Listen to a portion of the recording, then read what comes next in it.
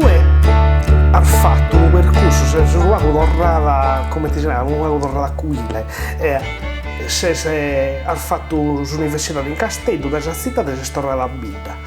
Come è nascita questa idea di tornare a Bidda tua? È nascita poi su traballo, poi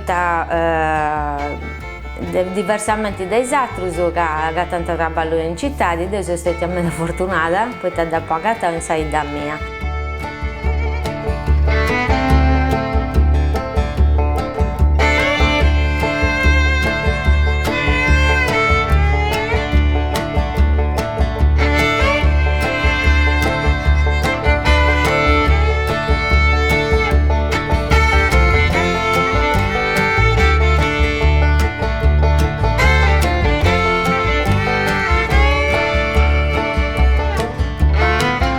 Voi siete un gruppo di giovani che ha adattato una maniera bella, nuova, di vivere e di valorizzare il suo luogo. Sorbesso, ite ne pensano e quando viene questi turisti, questi stranieri, ite bornare?